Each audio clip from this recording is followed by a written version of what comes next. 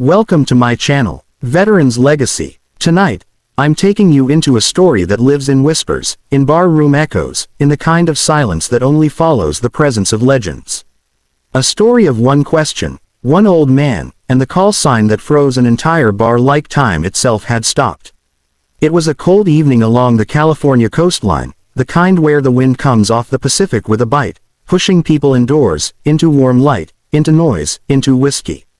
Inside McKenna's bar, every stool was taken, laughter bouncing off brick walls, boots clacking against hardwood floors, the smell of rum and fried onions thick in the air.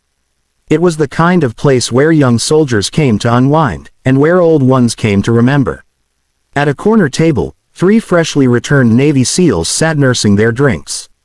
Faces still sunburnt from deployment, knuckles scabbed, dog tags tucked into sweat-damp shirts. They were loud, alive, full of the restless energy that comes from surviving somewhere you weren't sure you'd leave. That's when the door opened. The wind pushed in first, sweeping napkins off the bar, making women pull their jackets tighter. But the man who followed was slow, deliberate, like he'd walked through storms far colder. Gray hair, thick beard, eyes like someone who'd seen too much and somehow carried all of it without bending. He wore an old bomber jacket, patches faded so far they were almost ghosts. The bartender noticed first. She stiffened, just slightly, as if she knew him. As if everyone once did. The old man didn't look around.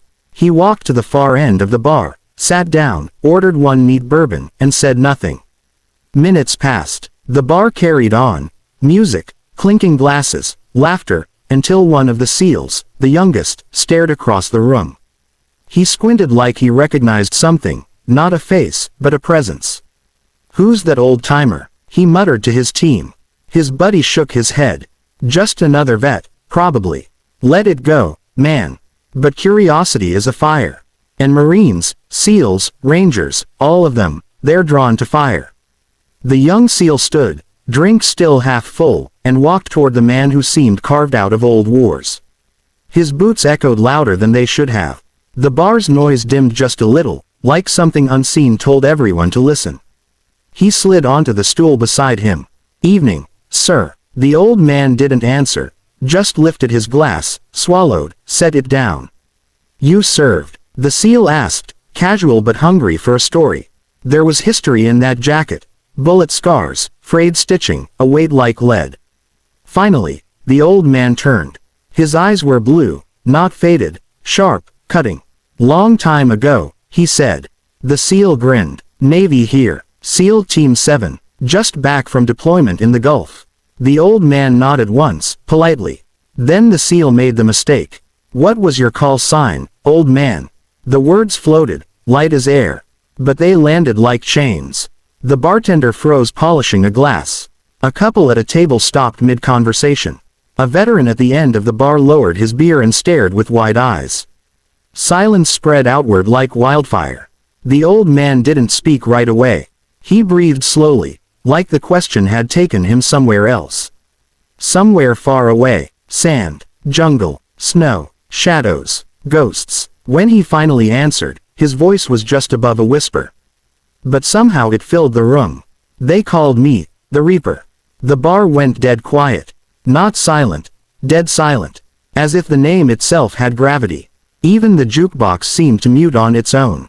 The SEAL blinked, swallowed. He'd heard stories. Every special operator had. Stories of a ghost-like soldier who appeared only in black operations, the kind you never write down. Missions that never existed. Targets that vanished without a trace. The boogeyman the enemy feared more than drones or night raids. A man only ever spoken about in rumors, never confirmed. The Reaper wasn't real, the SEAL said, voice suddenly small. The old man gave a slow, tired smile. "That's the point, son." Chairs scraped softly as men stood, not out of fear, but respect. One veteran approached, hat in hand. "You were at Kuna Valley," he said, voice trembling.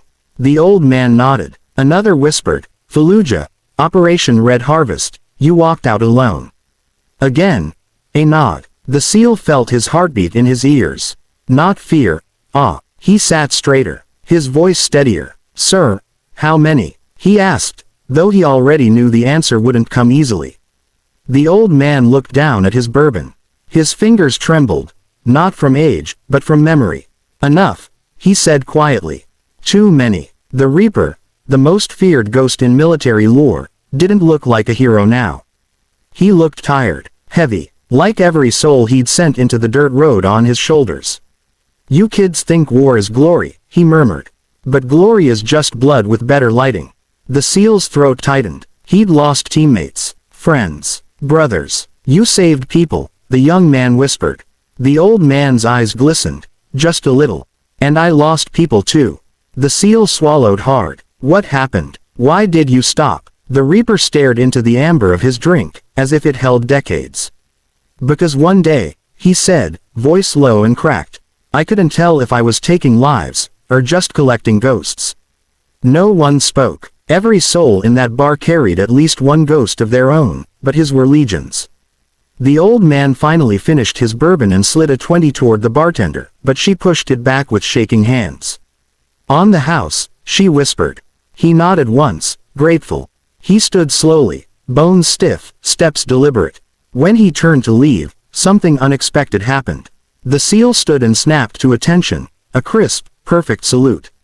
No command, no reason, just respect. And one by one, every veteran in that bar, Marines, Army, Airmen, sailors, rose and saluted too. Not for what he'd done, but for what he'd carried. The old man paused in the doorway. He didn't salute back, not like they expected. Instead, he placed a hand over his heart, a gesture heavier than any salute. Take care of each other, he said softly. War is temporary, brothers are forever. Then he walked out into the cold, wind swallowing him whole. And for a long moment, no one moved. Not one voice rose, not one glass clinked, because legends don't need applause. They just need to be remembered. And that night, everyone in McKenna's bar knew they had witnessed something rare, not a war story, but a man who lived one. If you feel that silence, if you feel those ghosts, if you honor every man and woman who came home carrying invisible weight, then don't let this story fade. Like, comment, and subscribe, because some stories deserve to live forever.